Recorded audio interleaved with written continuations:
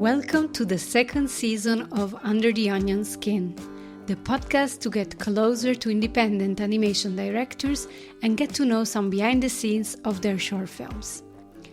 My name is Giulia Martinelli, and each time I talk to a different director about an animated film they made. With this podcast, I hope to be able to capture a glimpse of what I love mostly about film festivals, to have something to listen to when we're back to our regular lives and desks, but most of all, to celebrate beautiful films, talented artists, and storytellers. Welcome to Under the Onion Skin. Welcome back to this little podcast. Today, we move to another festival, to the Swiss International Animation Film Festival Fantoche in September 2024. Here, I had the chance to talk about the short film Pear Garden with its Iranian director Shadab Shayegan. The short film had premiere at Fantoche and won there the Best Visual and Audience Award and many other prizes after that.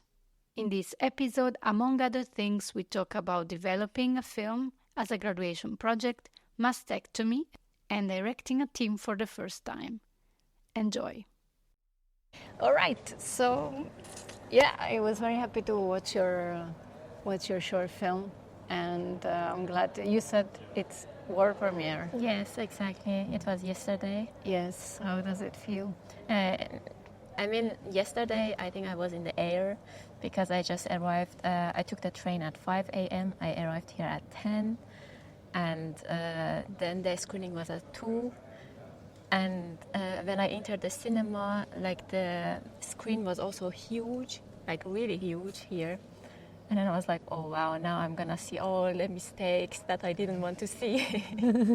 But it was really nice, and also the Q&A was really nice because I also like it when the questions are specific about the films at the Q&A and not general questions, so it was really nice. Yeah, I still cannot believe it. I think today the screening would be a bit more chill. Yeah. I guess yesterday with the travel and everything and the very first screening on a big cinema, it was a little surreal the whole day. Exactly, right? But nice. I'm happy you managed to come here and that we can chat.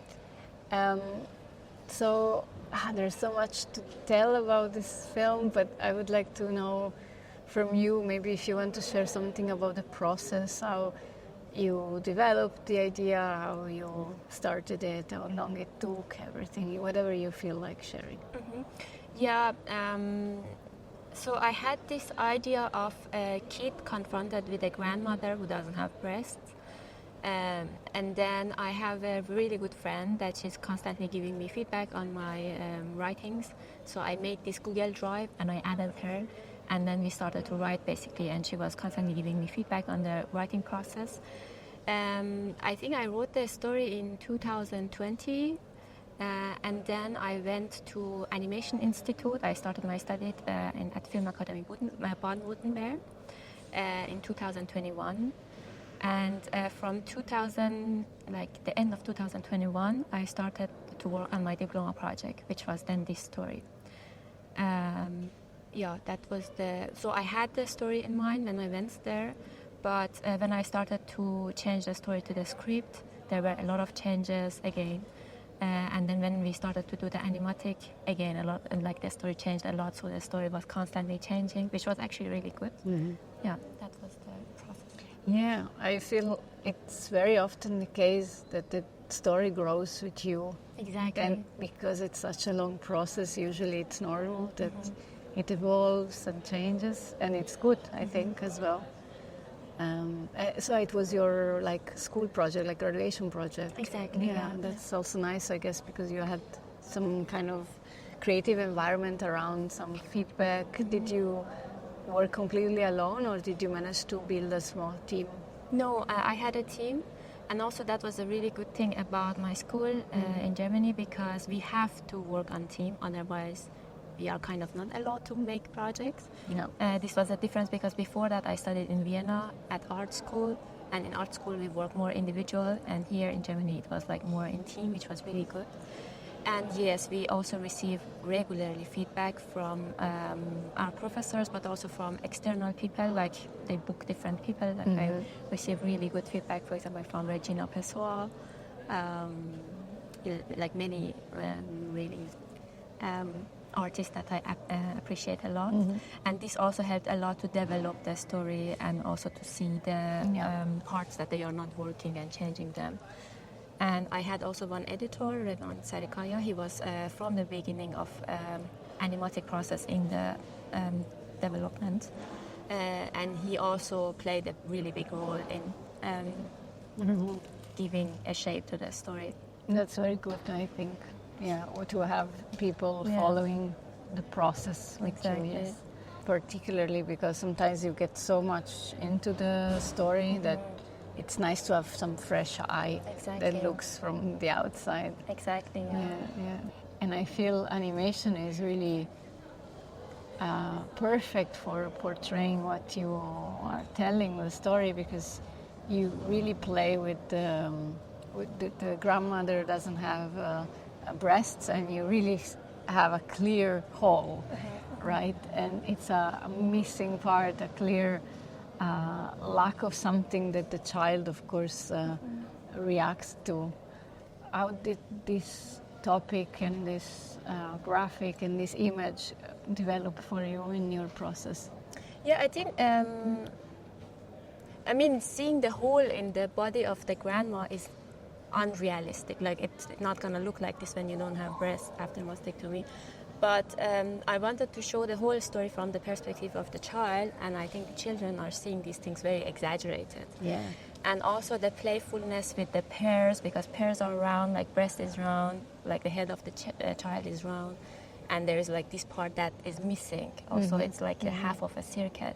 Yeah. And I really enjoy playing with the forms when I am developing the visuals, because I think it's adding also an extra narrative, like narration layer to the story, and just playing with the forms, and also it gives this feeling that the story is being told from the child perspective. And definitely, yeah. And in general, I think when it's good to use this metaphorical narration when you talk about such things.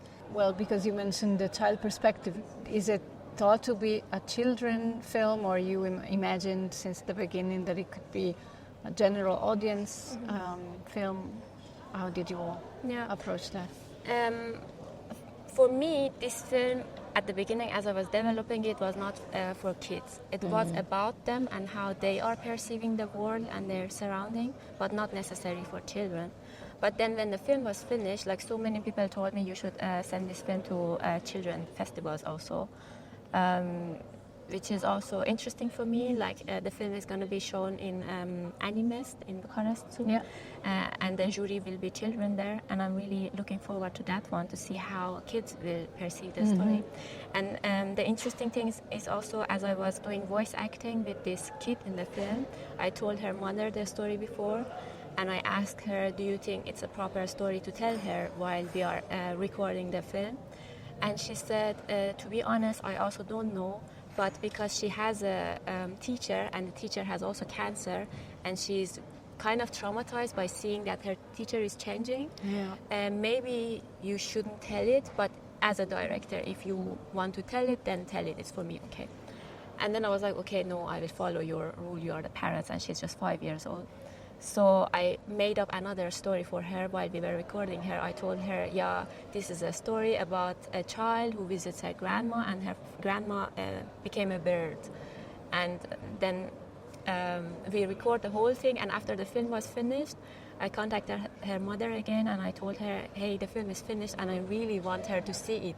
Do you think it's okay that she sees? And then she said, you know what, after we finished this project with you, like 2-3 months later, she started to ask a lot of questions about death or about sickness, and I think maybe it's good for her to watch it. She still didn't watch the film because I didn't have the opportunity yet to go to Iran to show it to her. But it was also interesting to see how your team are also involved in the project in different ways, especially when you have a kid there. Yeah, and so nice that you had the chance to work with the kid, the voice actor, and to involve it in Of course, it's a delicate topic, but you managed to do this. That's very cool. Yeah, and also you mentioned before the perspective of the child, and everything is exaggerated, right? So yeah, the mastectomy becomes a whole, and also the pear is also kind of a kid's perspective, right? So you can replace breasts with pears, and it's playful. Yeah. But at the same time, talking about something which is serious. Yeah. And I think it's a very good approach for these kind of topics. Exactly. I just, on a side note, I was wondering, when I watched it, I speak Italian, that's my mother tongue. And in Italian, you can call, in a colloquial way, breasts, you can call them pears. Oh, really? Yeah, and I was wondering if there was anything like that, because in German it's not like this, in English it's not like that. Okay, I didn't know that. Yeah. Oh, wow. Okay, no, I thought that maybe in another language that you knew was also like that. Okay. Yeah. But interesting. Cool. Yeah. So for me it was even more perfect because you swap pairs with pairs. Yeah, because at the beginning, as I was writing the story, at the beginning the garden was an apple garden. And then I thought, okay, apple has a lot of religious connotation, and I don't want that. And then I choose pears because of the form, basically. Yeah, exactly. Yeah, but I didn't know that there's such a thing. If the sun bothers you, you can come here. Good, actually. Okay, cool. To get some sun, it's the end of summer. Yeah, I know. You have to take it in before autumn and winter come. Yeah, definitely. No, that's okay. That was my linguistic question, because I was wondering if there was anything else, maybe some reference and No, for me it was just the shape, but really interesting note. Yeah, now you know. Okay. And so you said you had a team. Did they also help you in the animation process? Yes. Okay. Yeah, I had also a small team for animation of 4 people, like 5 including me. They helped also a lot. Like almost 50% of the animation was done by the team. That's very good. Yeah. Really good. Yeah, it helps a lot, especially when. Exactly. I think even it's nice in the graduation film, because then you have the chance, maybe for the first time, to direct a team or to have the team experience. Exactly. And that's very important. Also to figure out if you like it, if you want to do it again. Mm-hmm. Yeah. And it's also a little bit a cultural thing, because I come from Iran, and I feel like in Iran such a topic for kids is like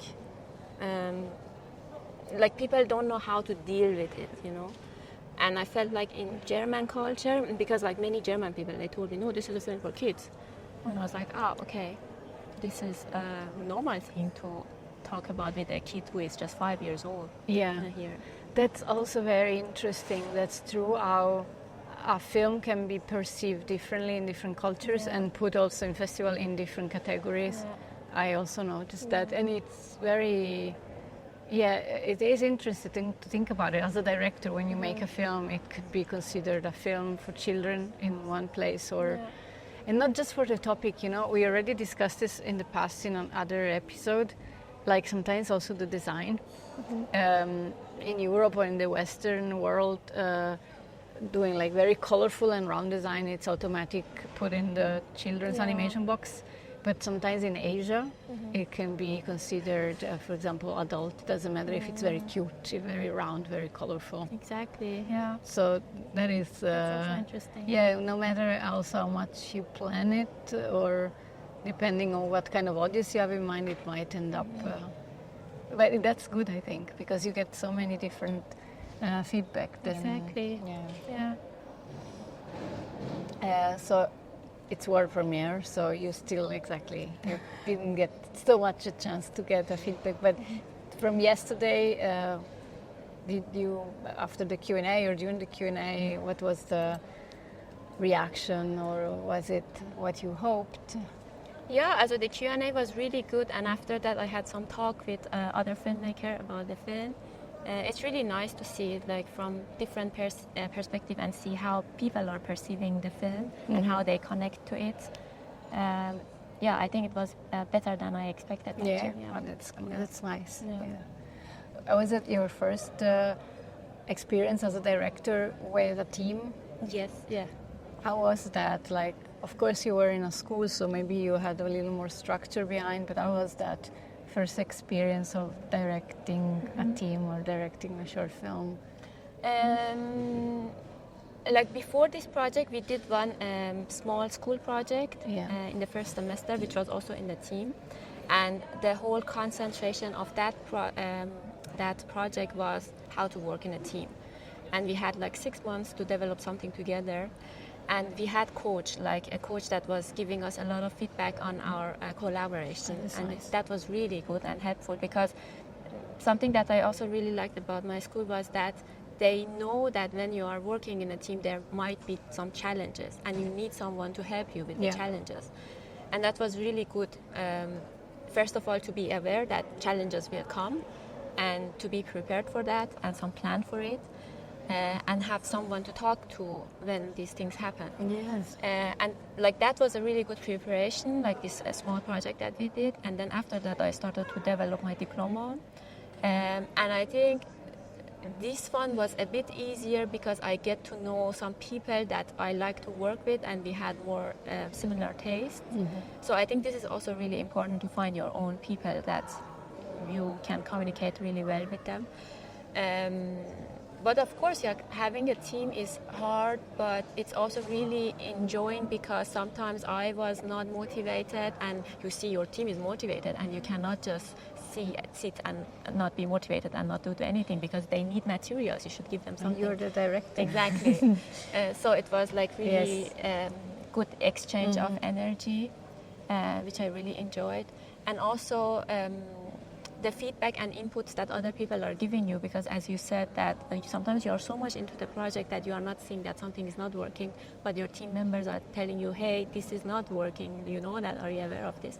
And then you start to consider that, and that's also really it's true, it's really a learning curve, and it's very good that the school give you the opportunity to test it, because no matter how much you plan, it's good to have a plan B and C. Exactly. And also with collaboration, you never know until you try if it's a good match. Exactly. So that's very nice that the school gave you the opportunity also before the graduation to test how to direct, that's very nice. Yeah, like I really enjoyed this school, and my experience there is really like a milestone in my work and life. And now your plan is to make more short films? Yes, I am writing one story for one short film. Let's see. I'm excited. Like I would try to pitch it for some pitching platforms and see how it develops. Yeah, it's nice. Same style, same technique, or you want to explore something else? It is 2D animated, definitely. I just do 2D. But I would also like to try out collage a bit, but I don't know in which way, because it's a little bit about social media and how we are imposed so much information. And I don't know how to show those information that we are imposed to. Should I take the real footage from social media? But there are also a lot of questions about the rights, like I cannot just take them. Right. The question for me is how to represent it, but I would like to have also some sort of collage in the technique of animation. Yeah, and maybe, I'm not a collage expert, but maybe the collage helps you because, in terms of rights, because you can, cut it and combine things so that you don't have the full picture, but true. Well, it's very, very interesting. I think collage, it's very efficient when you want to use real material and bring it into. I'm excited to see that. Yeah, me too. Yeah, let's see. And so also you would change a little bit the audience, because probably that's not targeted for children necessarily, which is also interesting to explore a different audience, I feel. Yeah, like at the beginning, as I had the first draft of the story, I sent it to my friend that is giving me feedback. Yeah. And there was one child character in the film. And she asked me, why are you putting this child? I don't think so. There is no necessity to have this character in the film. And then I was like, yeah, actually she's right. And probably it is because of the Pear Garden, because I was so involved with this children theme and topic that I took the child from the previous film and I put it there again, but it's not necessarily I should just take it out. Yes, it's very nice to have such a draft checker friend. Yeah. Right? Yeah. It's very good to have this kind of collaborators to count on. And about the topic of the film, how did you decide to talk about mastectomy, and especially from the perspective of a child? I mean, mastectomy is something that I personally also relate to because my grandma did mastectomy, but not when I was a child. It was like some years ago. And one time I saw her body, how it looked like, and then I started to think about like this topic because I was thinking that, okay, this is an organ that is giving you life, it's giving you food, and then it becomes an organ that is killing you, basically. I mean, cancer is generally like this, it's not. But I saw this playfulness between life and death, and the body that can kill you, but it can also give birth and everything. Like, it's so amazing, this topic. So then I started to reflect on the topic, and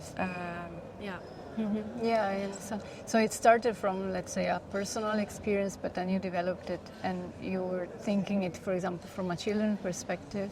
And I really like not only what you just said, about the organ and this duality, but also how it's a story also of females of the same family. Yeah, it's like a conversation between generations as well. And I find it very interesting. There is also the mom appearing a little bit in the beginning, so it's really like I like it because I think it's important also to talk about these topics in the family and for children to be open and to know that they can discuss this. Yeah, exactly. Like as I was writing the story, I also got a lot this question that why not the relationship of the mother and the daughter, like why the mother doesn't have breast. But it is another story because the relationship that the child has to the mother body is different than the relationship that mother has, like the child has to the grandma body. Very because true. she doesn't need it physically, it's just that this emotional relationship that the child has to the grandma. Yes, definitely. No, it would have been very different. And again, talking about the playfulness of children and the children perspective, also the idea of planting the seeds in the end. We don't see how it ends. I was there like looking to see what would happen, and I think it's good to finish. I hope it's not a spoiler, but to finish like that. But it is. Again, I like it because it adds playfulness and a lighter mood to a very serious and maybe a heavy topic. And I think it's great. Also, the graphic helps. It really looks like a hole in the ground, and also gives hope for the ending. I really appreciated that. Thank you. Yeah. Well, then I will end with my usual question, or kind of usual question, about onions. Well, if we're talking about pears, so we can also talk about onions, I guess. Yeah. I don't know. What's your relationship with onions? Onions.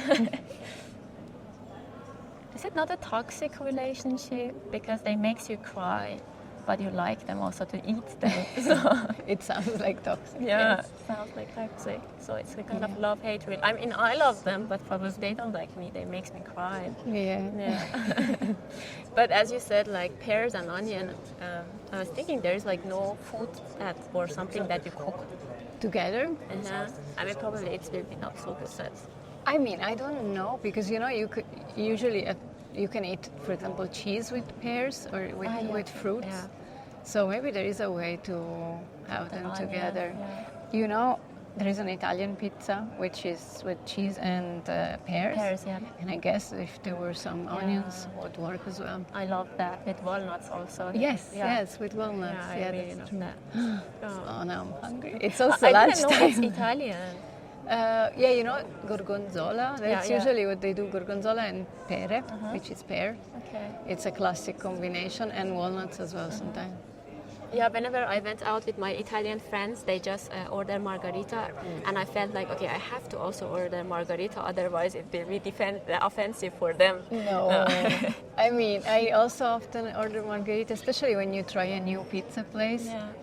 I think it's an Italian thing, like you try the basic and see if they can master the basic. But no, definitely you can try everything. Nice. Thank you. Thank you so much for your time and for chatting and for bringing your film here. Yeah, thank you. And this was my chat with Shadab. I hope you enjoyed it, and you will go check the links in the show notes to find out more. That's all for today. The next episode will feature a short film which is now shortlisted for the Oscars. This was Under the Onion Skin. Thank you for listening, and until next time, with another director and another animated film. Ciao!